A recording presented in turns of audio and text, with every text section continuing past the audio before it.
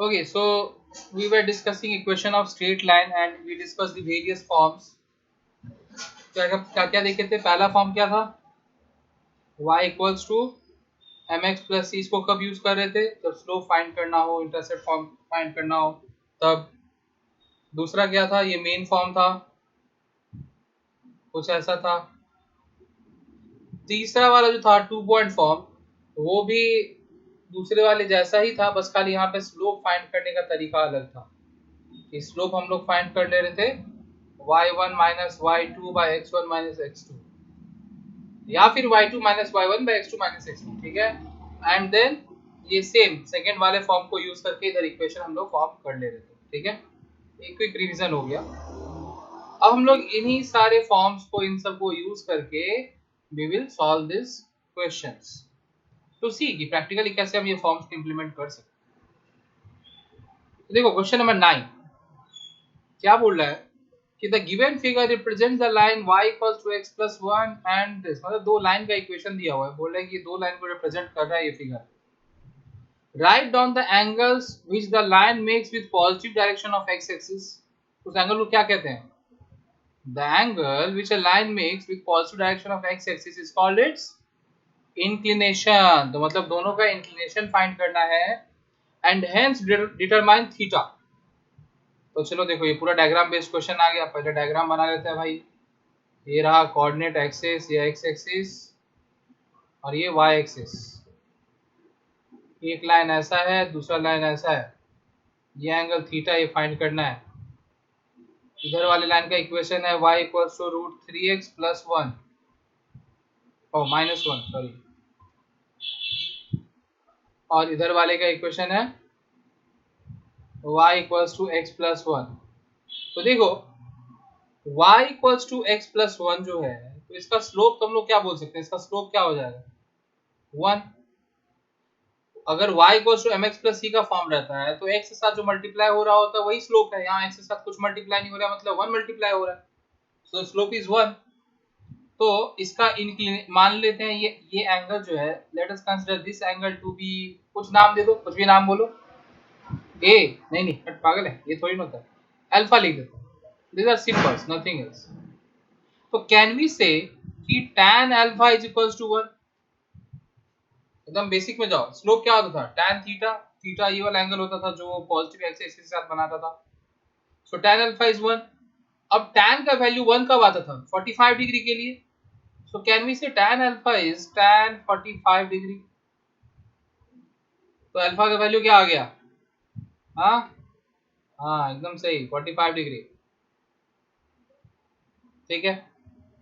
अब देखो दूसरा जो लाइन है वो है y equals to root 3x minus 1. इसका स्लोप क्या हो जाएगा? रूट 3. एक्स के साथ जो मल्टीप्लाइड है वही ना स्लोप होगा, क्योंकि यहाँ पे सिंपली मतलब डायरेक्टली फॉर्म में लाया तो मेहनत भी नहीं करना पड़ा कि y equals to mx plus c के फॉर्म में लाने के लिए मेहनत भी नहीं करना पड़ा, ऑलरेडी उस फॉर्म में ही गिवन. अब मान लेते हैं ये वाला एंगल मिलेगा इससे. देखो इससे will get this angle. Suppose this angle is beta. तो कैन वी से tan बीटा इज रूट 3 कब होता है? कब होता है?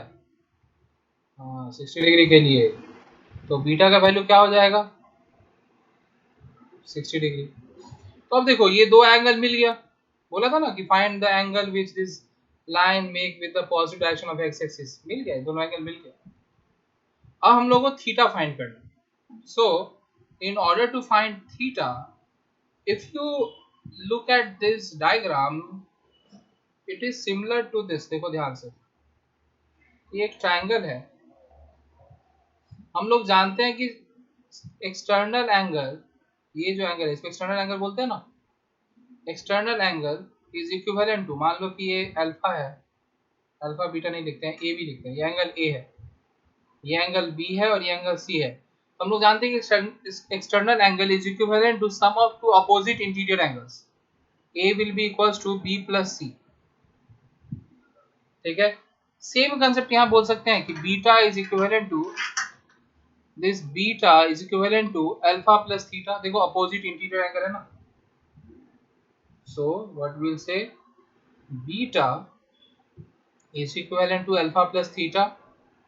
अब बीटा का वैल्यू पता है, अल्फा का वैल्यू पता है, तो थीटा निकाल लो।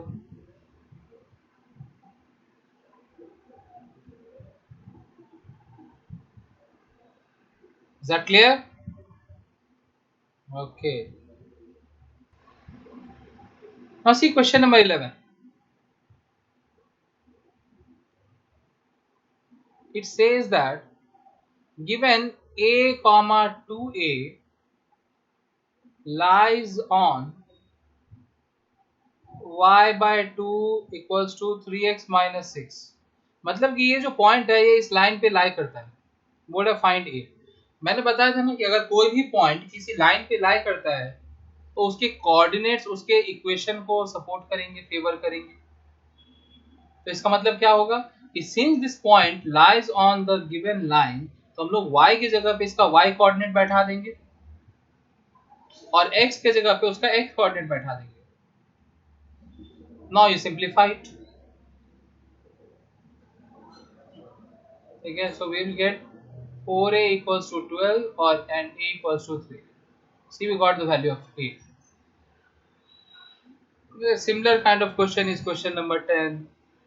Then you have question number 12 where two variables are there. Now see, m and c, two unknown variables are there. That's why they have given you two different points. Two unknown variables are there, so two different points. Why? Because so that you can frame or form two different equations and solve them simultaneously. See how. Question number 12. The equation is y equals to mx plus c. So m is also not known and c is also not known. Two unknown variables. And they have said that if 1, 4, yeah, 1, 4 lies on this line. तो जब 1, 4 है तब क्या हो जाएगा equation? देखो y की जगह पे 4 इक्वल्स टू x की जगह पे 1, सो m plus c, this is equation 1। And दूसरा क्या है? -2, -5। सो व्हेन मतलब -2, -5 लाई कर रहा है तब क्या हो जाएगा? देखो y के जगह पे -5 एंड x के जगह पे -2, so we are getting -2m plus c is equals to -5. This is equation 2. Now you solve these two questions simultaneously, these two equations simultaneously, you will get the answer. I think you will get value of m as 3 and value of c as 1. Value of m, if you solve it simultaneously, you are going to get m as 3 and c as 1. Okay, तो इस तरह से जो point लाई करने वाला question होगा ना कि this point lies on this equation, तो इस तरह सॉल्व करेंगे।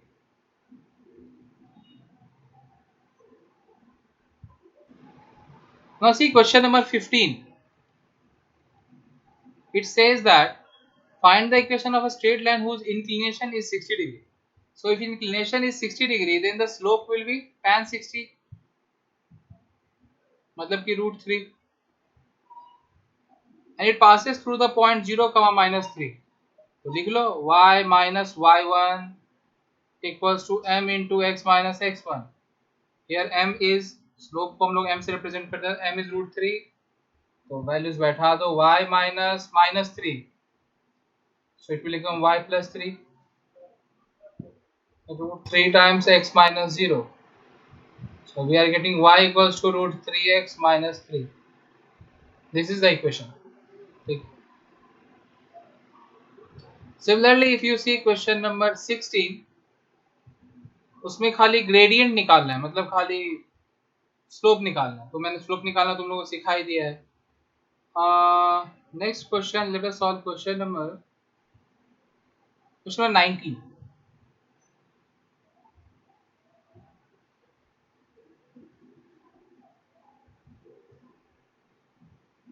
Let us solve question number 19. It says find the equation of a line passing through the points P and Q. तो P और Q दोनों का कोऑर्डिनेट्स दिया हुआ है, is 5, 1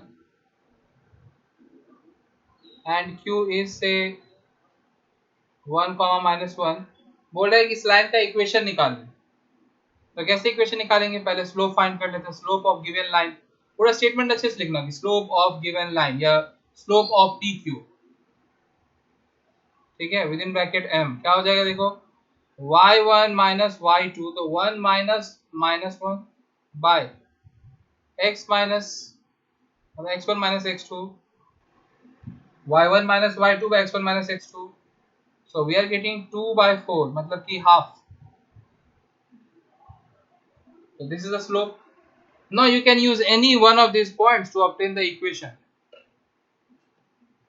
Whether you use this one or you use this one, you are going to get the same equation. Let us use this only.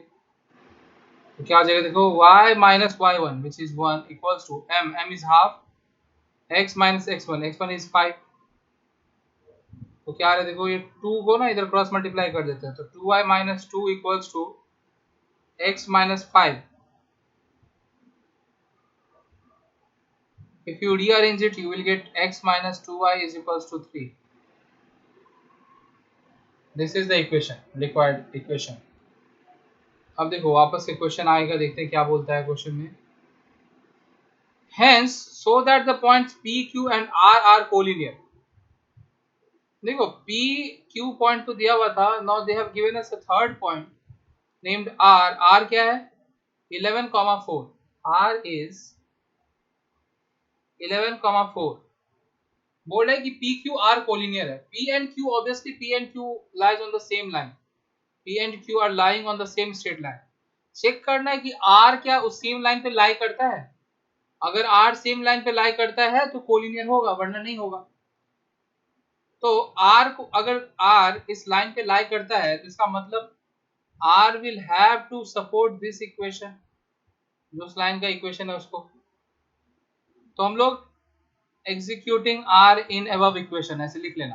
क्या हो जाएगा देखो, x की जगह 11 बैठाएंगे, सो 11 माइनस 2 टाइम्स y है, y की जगह 4 बैठाएंगे, कितना आता है देखो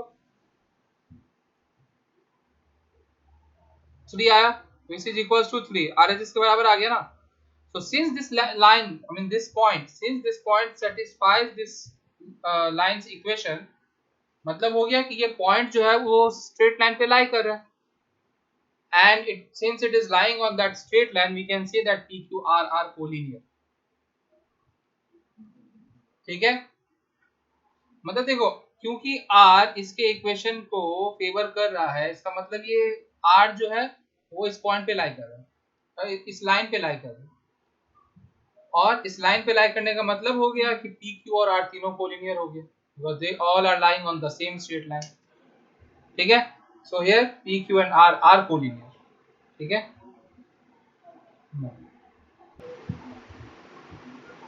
so see now question number 20. Question number 20 says find the value of a small a for which the points, let me write down the points,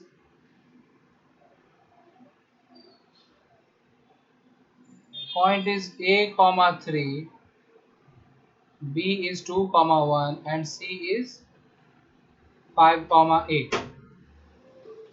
These 3 points are given and they are saying evaluate the value of a for which these points are collinear.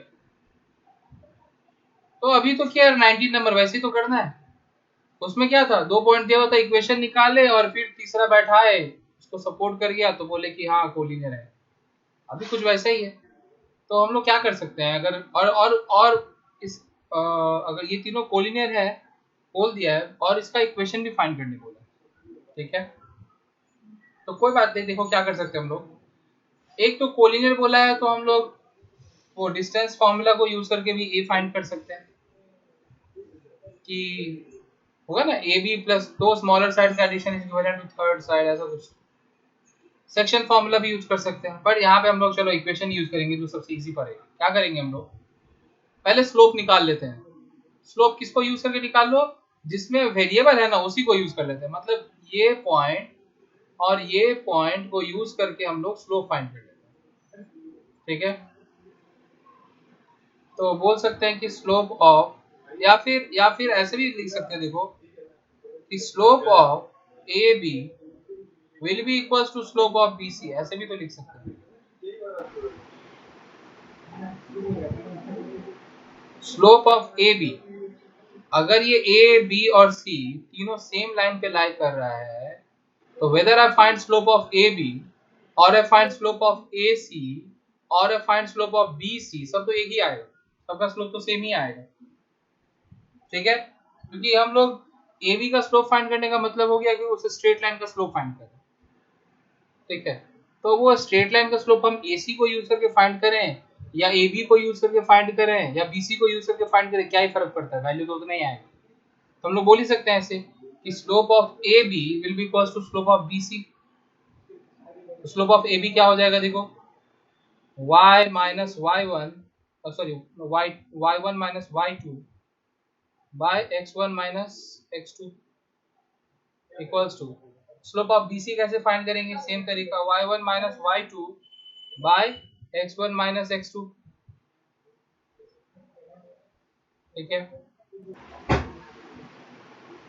now evaluate it, what we are getting, 2 by a minus 2 is equals to 1 minus a by 3, go for minus 3, go for cross multiplication, minus 6 is equals to, or better you do this, 6 is equals to a minus 2 a minus 1, ये minus जो है ना इसको ऊपर लेके चला गया तो ये माइनस 1 हो गया। ठीक है, तो क्या आ रहा है देखो, 6 is equals to a square minus 3a plus 2, so you will get a quadratic, a square minus 3a minus 4 is equals to 0, or you can say a minus 4 a plus 1 is 0.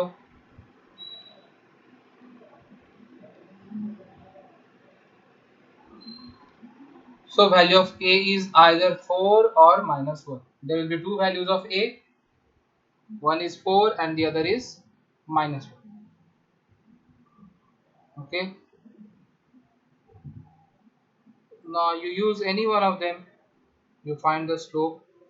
Any one नहीं है, I mean दोनों use करके देख लो क्या आता है slope. There will be two slopes and there will be two equations. नहीं है, ऐसा possible है क्या? See, you will get two different slopes. बारी बारी एक अलग अलग वैल्यू बैठाओ, देखो दो अलग अलग स्लोप आएगा और दो डिफरेंट इक्वेशंस आएगा। बोलोगे दो कैसे आ रहा है, ये डाउट आ ही सकता है कि ए बी और सी अगर कोलिनियर है, दो अलग अलग लाइन कैसे, देखो ऐसा नहीं हो सकता है क्या कि ये ऐसा एक लाइन है, ये रहा बी 2,1, ठीक है ऐसा कुछ, और दूसरा लाइन ऐसा है। तो मैं जस्ट एग्जांपल दे रहा हूँ, तो देखो 2,1 तो दोनों लाइन पे लाई कर रहा है, और ए पॉइंट्स था कुछ, एक बार आएगा 4,3, ए का वैल्यू जब 4 है तो ये आ जाएगा 5,4, और जब -1 रहेगा तब -1,3 समवेयर हियर, -1,3, मतलब ऐसा कुछ, एंड 5, -1, तो इट्स पॉसिबल है ही, देखो पॉसिबिलिटी है ना, तो इसीलिए you will get two different slopes and two different equations.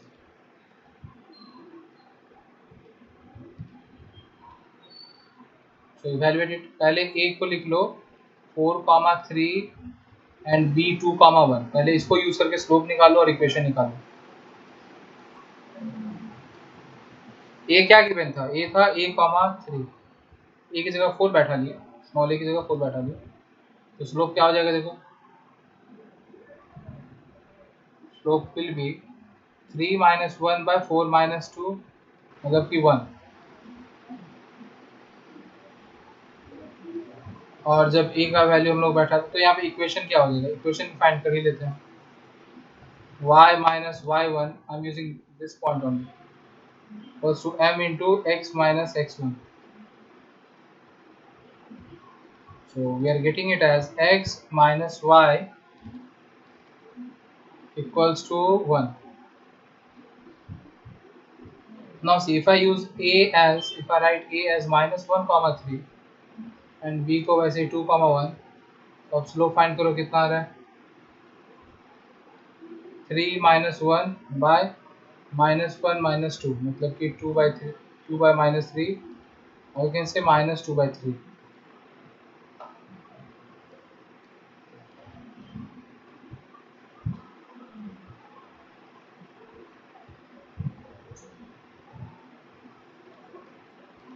तो इक्वेशन क्या हो जाएगा इसका? Again let us use this point only. Y minus y1 equals to m times x minus x1. So x minus minus 1 will become x plus 1.